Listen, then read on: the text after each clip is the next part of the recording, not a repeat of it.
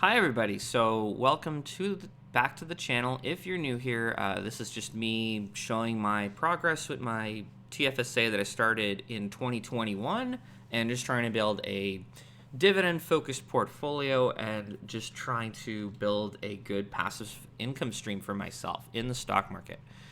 So I recently just passed 100 subscribers, so thank you to everyone that subscribed, watched the videos, like it. We're up over 118 subs since the last video. We were at about 88 last time, so we're making pretty good progress growing the channel. So thank you to everyone that's liking the videos and commenting as well. It really does show that people are enjoying the content, or even if there's something you don't enjoy, I would like to see that in the comments just so I can make the videos better, or maybe clarify something if I'm not explaining something clearly enough. So let me know, and thank you so much to everyone that's shown their support with the subs and the likes and the views. So with that out of the way, let's go into the portfolio. So this is my tax-free savings account. It's currently sitting at a value of $11,128.78.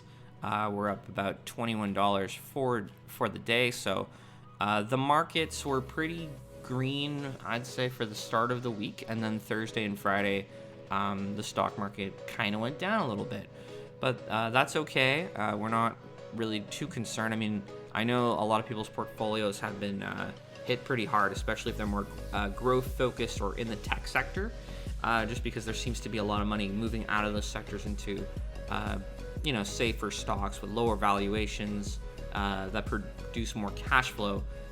Just in case, the economy does slide, especially due to the high rates of inflation we have. I think the states came out with a report that the inflation for last year was about 7%, according to the Consumer Price Index, which is just gathering a basket of goods and just, seeing the average price increase from previous years.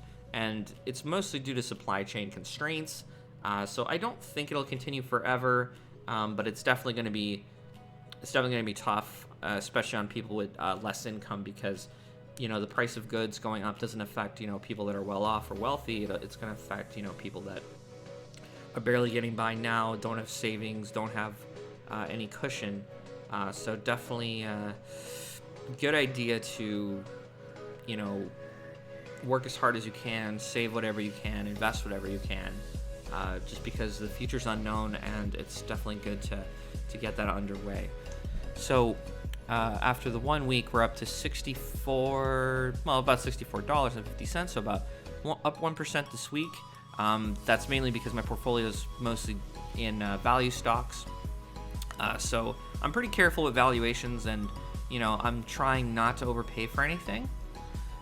In general, that's just how you get hurt in the market, right? It's just you buy a stock for way more than it's worth, and then all of a sudden the market turns on you, and it's no longer a popular stock. It's going to trade for what its fair value is, which could be, it's just whatever money it actually produces. And for some companies, their profits are just so far out into the future that it just gets hammered, because investor sentiment is bad. If the rates are going to go up, I think the U.S. Federal Reserve said they were going to hike interest rates several times, so that's going to hurt businesses that have a lot of debt and don't really have a lot of cash flow now, because it puts a lot of question marks. It makes them a riskier investment over a bigger, stable company.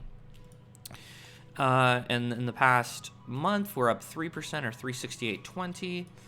In the past 3 months, we're up 453.91, so up 4%. And in the past year, since I've started investing, we're up $1,108.77, about 11%. So we've lost some of our gains, but we're still up overall, so not too bad.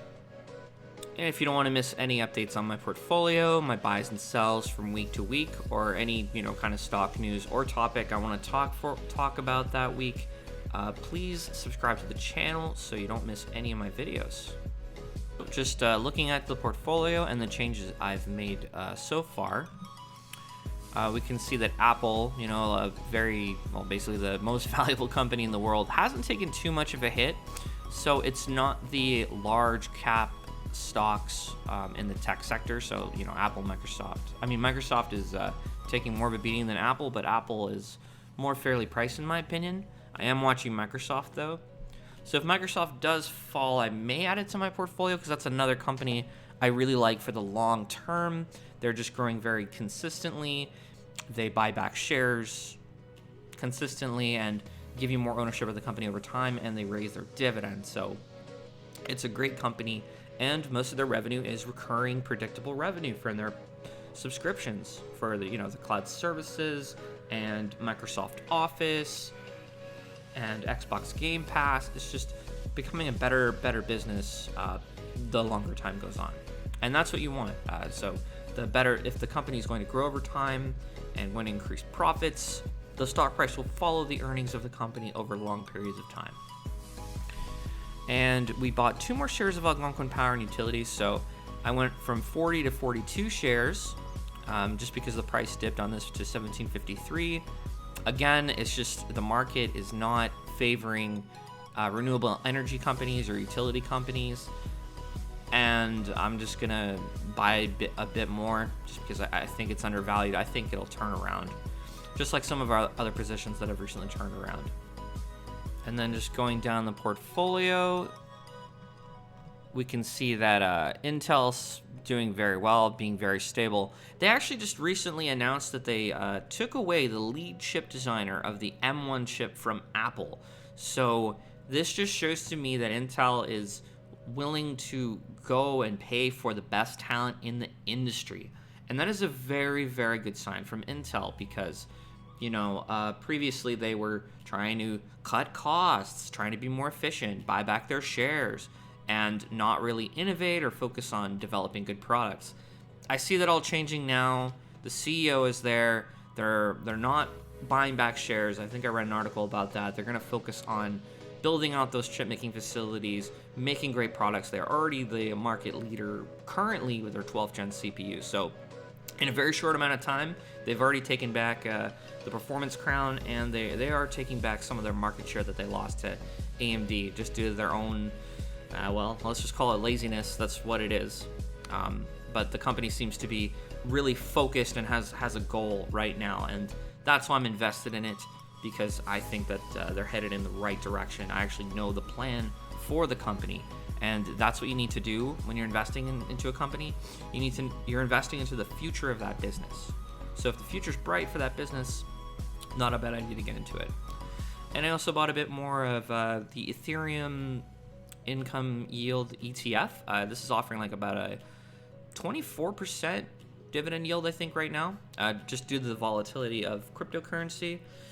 So I bought 5 more shares just because crypto's dipped a lot, and I want to keep this a smaller position in my portfolio, maybe about 1 or 2% of the portfolio in total, just because cryptocurrency's still speculative in my opinion, and there's no telling where the price goes in the short term.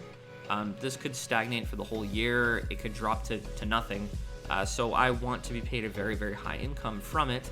If crypto turns out to be, a trend and not just a fad, then I'm going to make an excellent return on this fund from share price appreciation, but I'm also going to have received a lot of income from it. So I think receiving a high income from it in the short term is going to help with the extremely high risk nature of this investment. And we also picked up 2 more shares of Smart Centers. It dipped a little bit, and I wanted a bit more real estate, so I want to bring up the percentage of real estate in my portfolio. Smart Centers is great because most of their tenants are essential businesses like Walmart, Home Depot, banks, just pharmacies. So just safe, essential things that you need. So because of their high quality tenant base, they haven't cut their dividend during the initial start of the pandemic, and they haven't really done that lately either. So I really like that.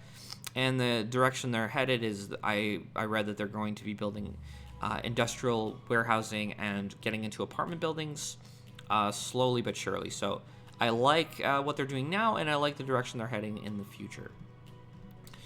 And I also picked up a little bit more Tesla with the money I had left over.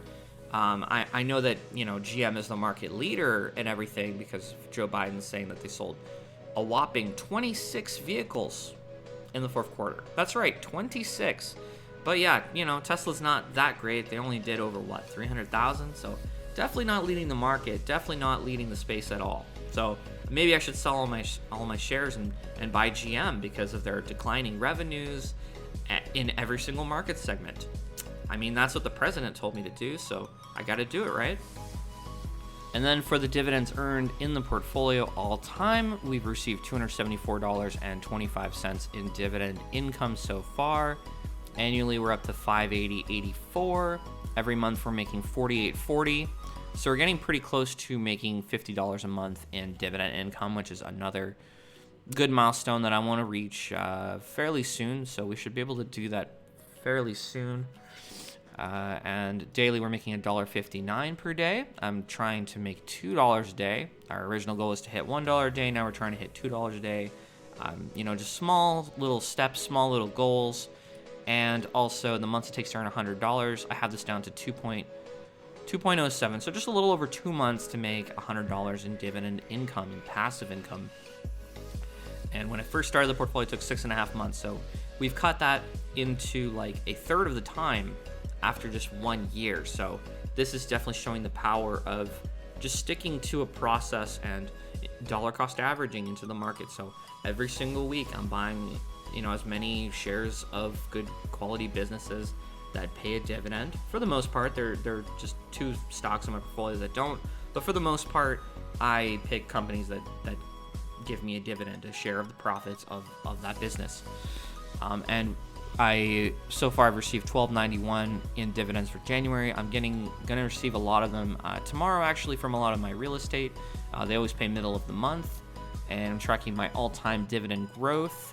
And I've even started tracking dividends earned year over year. So 2021, we earned $261.34 in dividend income. So far, we've earned $12.91. So I'm going to track this just to further track the progress of my passive income increasing over time. So just seeing these numbers improve, just because the value of your portfolio is volatile, because in the short term, the stock market is just a voting machine. In the long term, it's a weighing machine. So what that means is, a stock could be over or undervalued in the short term, but over long periods of time, it will be trading at its true value. What is a share of whatever company worth? So if you have dividend income, that's not as much of a concern because I'm not looking into selling my shares. I'm just looking to acquire more and more. And that's why we're going to stick to this strategy going forward.